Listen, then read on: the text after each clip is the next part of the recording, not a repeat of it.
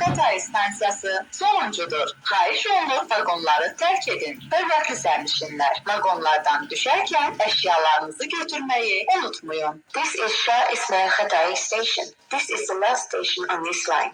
Please leave the train. Dear passengers, please do not forget to take all of your belongings with you when you leave. Qapılar bağlanır. Növbəti stansiya Cəfər Cabbarlı. The doors are closing. The next station is Jafar Jabari.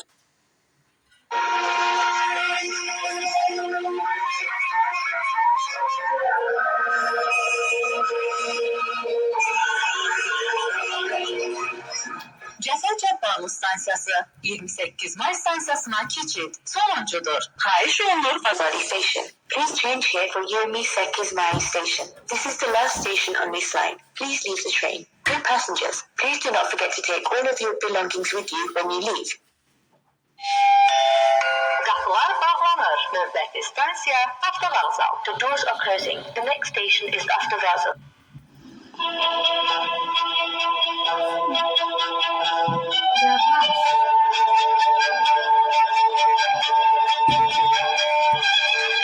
Avtovağzal stansiyası son Station. This is the last station on this line. Please leave the train. Dear passengers, please do not forget to take all of your belongings with you when you... Qapılar bağlanır. Növbəti stansiya Memar Əcəmi. The doors are closing. The next station is Mimar Ajam.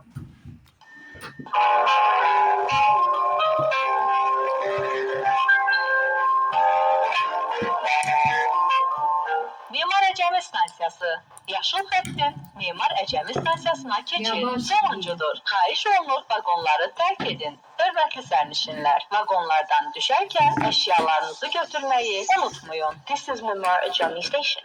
Please change here for the Mimar Ajami station of the Green Line. This is the last station on this line. Please leave the train. Dear passengers, please do not forget to take all of your belongings with you when